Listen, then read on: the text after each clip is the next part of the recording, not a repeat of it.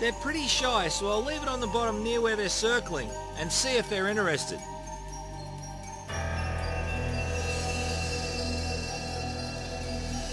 This is just unbelievable. I haven't heard of anywhere else in the world where you can approach these animals, and they're not in the least bit aggressive. They're just so graceful. We've been looking at this beautiful male thresher shark swimming around us. They're all about 8 to 10 feet long.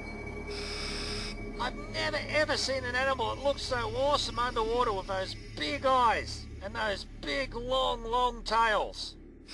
And every thresher shark we've seen has been doing that circling behaviour. And if you look really closely, you'll see those cleaner wrasse picking at different spots around them.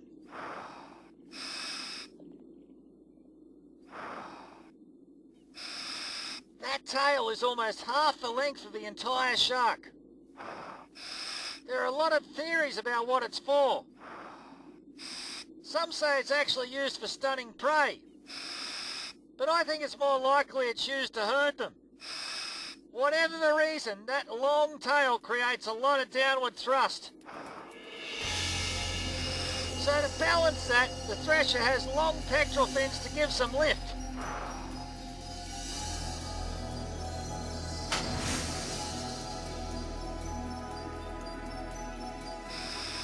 What we have here is one of the reasons why I think the thresher sharks are coming around.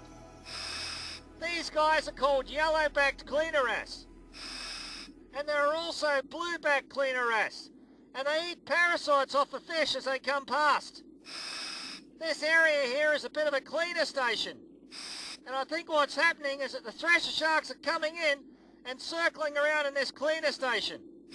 These little fish are coming up and picking parasites off the bigger predators like the thresher sharks.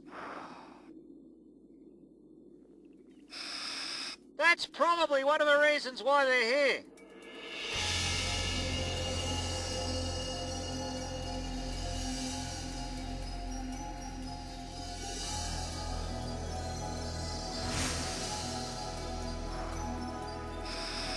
Well, our little feeding station doesn't seem to have worked too well. We've had some pelagic threshers coming around and circling this immediate area, but they haven't come in and fed on this lovely juicy fish. I know if I was a shark and I was hungry, I'd want this.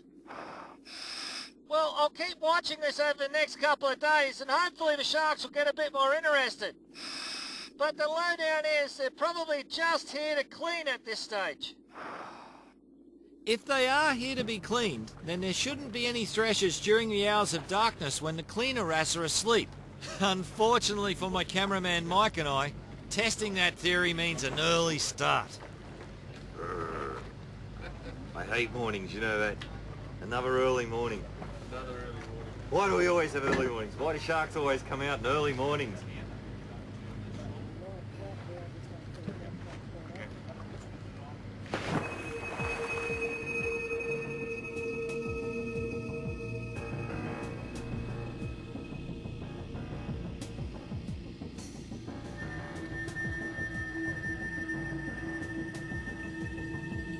Well, we're here at the cleaner station, and even the cleaner wrasse have gone to bed. There's nothing here. I mean, everyone's asleep. All the nighttime fish are just starting to go to bed, and the daytime fish don't come out for an hour or two. As a result, I can't see any thresher sharks anywhere. That seems to indicate that they're not up here hunting. They're probably here cleaning, like we were talking about. Thank goodness that's over. This TV host really needs his beauty sleep. On sunny mornings, the sharks don't stick around for very long at all. You know, those dynamite blasts from a fisherman were really loud this morning. And Charles tells us that little island up there called Gatto Island is where they've been doing the dynamite fishing. So we're going to go and have a look. And believe it or not, that's supposed to be a marine reserve. Gatto Island is a marine sanctuary. No fishing allowed for 2 miles, but that doesn't seem to mean much around here. The ranger has a hard time enforcing the rules. He even told us that the last guy who had his job ended up with a bullet in the head. Sounds like nobody's safe around here.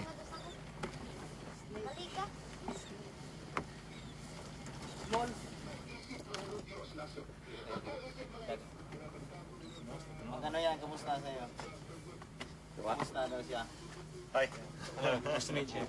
Nice to meet you.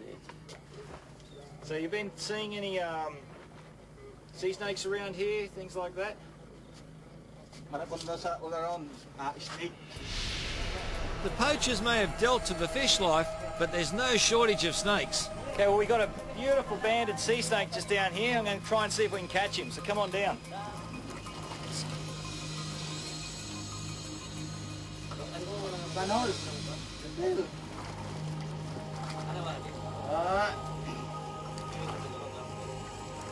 Oh. It's a beautiful yellow-bellied banded sea snake, or what they often call yellow-mouthed or yellow-lipped banded sea snake. He's a sea crite. He's related to land snakes and he's adapted to life in the sea. These guys you've got to watch a little bit because they're pretty venomous. We'll bring him up here a bit closer to you. These guys are beautiful. Look at this. This small-headed little animal is probably about 5 times more venomous than a king cobra. So you've got to watch yourself. You don't want to get bit. So he's starting to dry out the sun, so we'll put him in the water, let him swim off.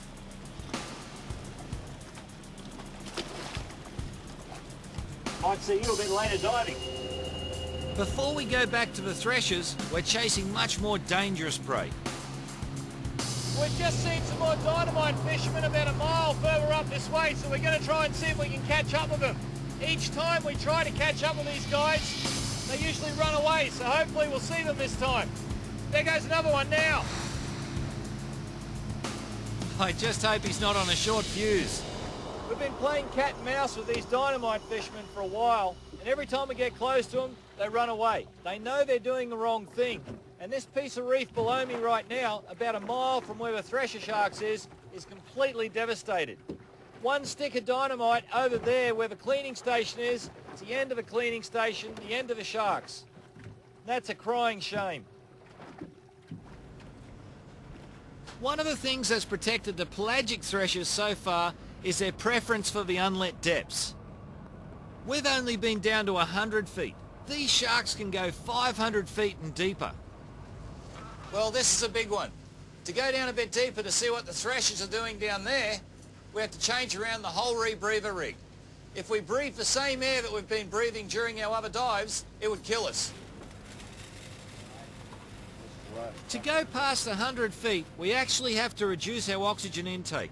Believe it or not, the pressure at that depth actually makes oxygen toxic to my nervous system. I knew I should have paid more attention during maths class. Off we go, over the edge, yeehaw! All too soon, I'm at my limit of 130 feet. It's obviously out of range of a dynamite. The reef is covered in beautiful sponges and corals.